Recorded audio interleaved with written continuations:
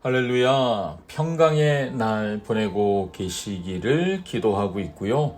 오늘도 말씀 안에서 평안하시기를 축복합니다. 기도하겠습니다. 사랑하는 주님, 우리의 삶에 때때로 억울한 일들이 있습니다. 하나님이 풀어주시기를 기다리는 그런 일들이 있습니다. 오늘 말씀을 통하여 하나님의 뜻을 깨닫는 은혜가 있기를 원합니다. 예수님의 이름으로 기도합니다. 아멘.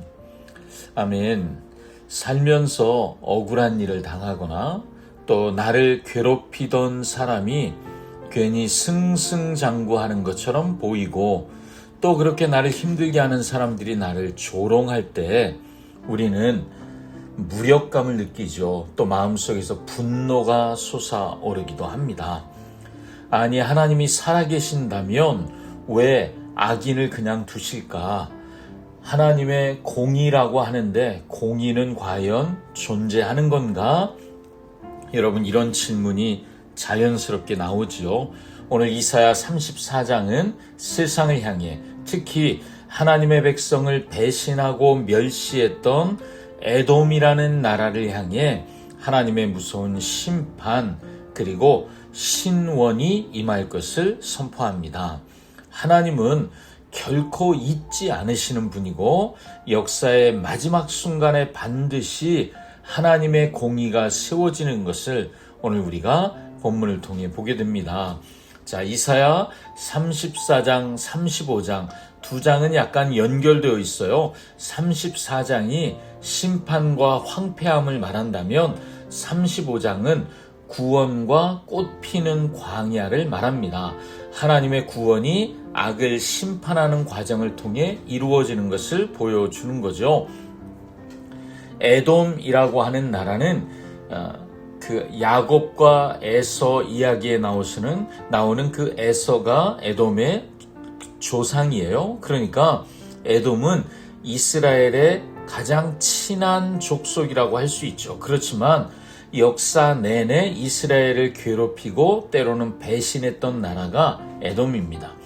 성경에서 에돔은 단순하게 한 나라를 넘어서 하나님의 백성을 대적하는 세상의 악함 또 원수를 상징하는 것이라고 할 수 있습니다. 그래서 에돔에 대한 심판은 역사적 사건일 뿐 아니라 죄와 악에 대한 하나님의 최종적인 심판을 미리 보여주는 것이라고 할 수 있습니다. 이 본문이 우리에게 묻고 있어요. 하나님의 심판을 두려워하는가 아니면 그 심판이 가져올 정의를 소망하는가? 이사야 34장 1절에서 17절 말씀 들으시며 이 질문에 답을 찾아보시기 바랍니다. 제34장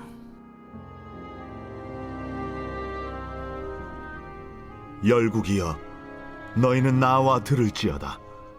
민족들이여 귀를 기울일지어다. 땅과 땅에 충만한 것 세계와 세계에서 나는 모든 것이여 들을지어다.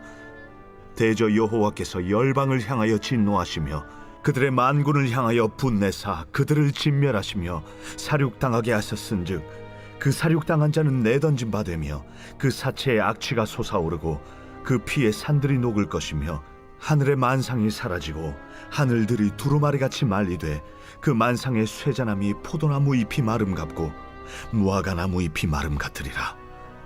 여호와의 칼이 하늘에서 족하게 마셨은즉 보라, 이것이 에돔 위에 내리며 진멸하시기로 한 백성 위에 내려 그를 심판할 것이라.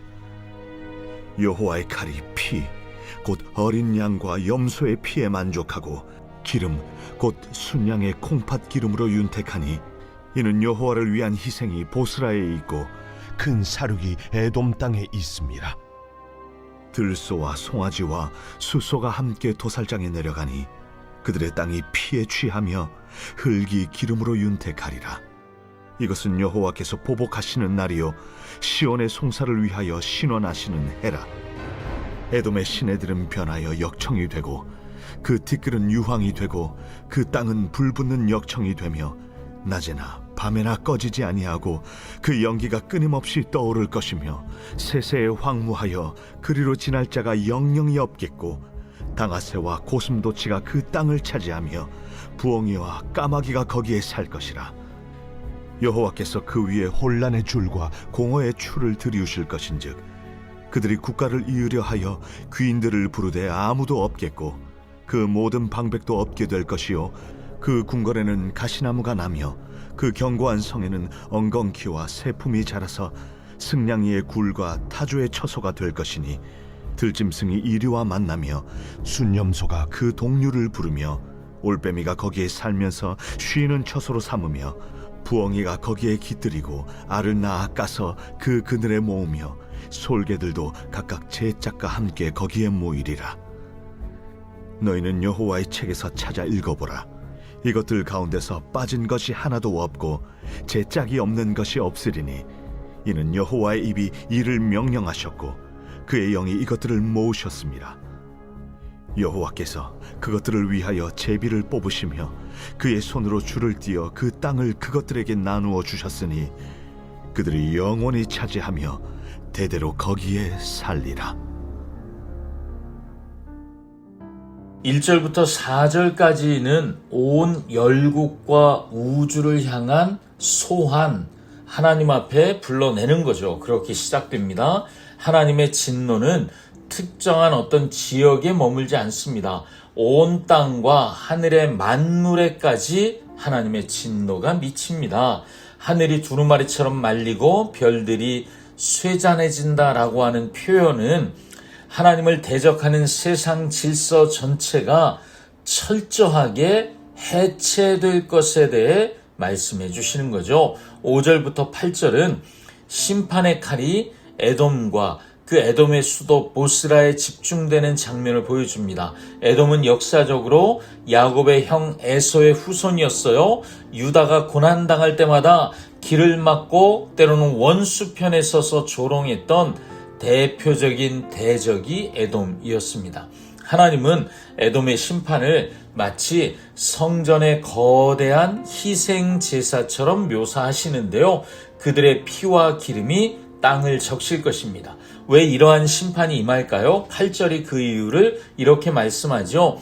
이것은 여호와께서 보복하시는 날이요 시온의 송사를 위하여 신원하시는 해라. 하나님의 심판은 무차별적인 분풀이가 아니에요. 억울하게 짓밟힌 자기 백성의 눈물을 닦아주시는 언약적 공의 헤세드의 집행이라고 할 수 있습니다. 자, 9절부터 15절의 말씀은요, 에돔 땅이 소돔과 고모라처럼 영구하게 폐허가 될 것을 말씀하시죠. 시내는 역청이 되고 땅은 유황불이 붙어서 연기가 끊이지 않고 인간의 문명은 사라지고 또 고슴도치, 부엉이, 까마귀 같은 광야의 짐승들이 사는 동네가 된다는 거예요. 인간이 없다는 거죠. 11절에 나오는 혼란의 줄과 공허의 추는 창세기 1장 2절에 혼돈과 공허, 토후와 보후를 연상시킵니다. 하나님을 거역한 교만한 문명의 끝은요, 창조 이전에 흑암과 무질서로 돌아가는 것이구나. 하나님의 심판은 그런 것이구나 하는 것을 깨닫게 됩니다. 16절, 17절은 이 모든 예언의 확실함을 엄숙하게 선언하는 장면입니다. 너희는 여호와의 책에서 찾아 읽어보라. 이것들 가운데서 빠진 것이 하나도 없고 제 짝이 없는 것이 없으리니 폐허의 짐승들이 모여 짝을 이루듯 하나님의 입에서 나온 심판의 말씀은 성령 하나님의 역사로 한치의 오차도 없이 역사 속에서 철저하게 성취된다는 약속이죠. 8절의 말씀 좀 전에 봤잖아요. 이것은 여호와께서 보복하시는 날이요 시온의 송사를 위하여 신원하시는 해라. 신원이라는 말은 억울한 일을 갚아주고 권리를 되찾아준다 이런 뜻입니다.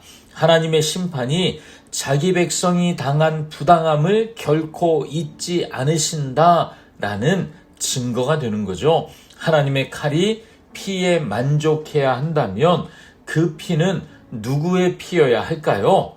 성경의 대답이 놀랍죠. 어린 양이신 예수 그리스도의 피입니다. 예수님이 십자가에서 하나님의 진노의 칼을 받으시고 피를 쏟으심으로 우리 대신 죗값을 치르셨죠. 그렇기 때문에 그리스도의 피 안에 있는 자는 이 심판의 날에 신원받는 백성, 그 억울함이 풀어지는 백성이 될 것이고, 그 피 바깥에 있는 자들은 스스로 죗값의 칼을 받아야 합니다. 심판은 실제합니다. 그러나 그 심판이 그리스도 안에서 이미 우리를 위해 사용되었습니다. 예수 그리스도가 십자가에 달리심으로 우리는 이미 심판을 받았습니다. 우리는 이제 하나님의 아들, 딸 되었습니다. 자, 말씀을 마무리해 볼까요? 첫 번째, 억울함과 분노는 하나님의 공의로운 재판정에 넘겨드리십시오. 이 말은 무엇입니까? 스스로 복수하려 하지 말고, 스스로 갚으려고 하지 말고, 내 사정을 다하시는 하나님이 눈물의 고난을 갚아주실 것을 기억하시라는 것입니다. 원수 갚는 것은 주께 있습니다. 우리는 나를 비난하고 조롱하는 사람을 만날 때 내 손으로 직접 갚아주고 싶습니다. 복수하고 싶어집니다. 그러나 오늘 본문은 심판의 주권이 오직 하나님께 있음을 보여줍니다. 내가 칼을 쥐면 죄가 돼요. 그렇지만 하나님이 개입하시면 하나님의 공의가 이루어지는 거죠. 두 번째, 하나님의 약속의 말씀을 확신하고 끝까지 견디십시오. 악한 사람이 잘 되고 세상이 이기는 것처럼 보일 때 우리는 하나님의 말씀이 마치 무력한 것처럼 여깁니다. 그러나 16절의 말씀이 선포하죠. 여호와의 책에 기록된 약속과 공의 반드시 이루어집니다. 세상의 화려함은 지나갑니다. 황무지가 될 것입니다. 하나님의 입에서 나오는 말씀만 영원히 설 것입니다. 성경을 펴시고 읽으십시오. 그 말씀의 성취를 눈으로 그리며 바라보십시오. 말씀대로 된다는 것을 믿고 기대하십시오. 아멘. 기도하겠습니다.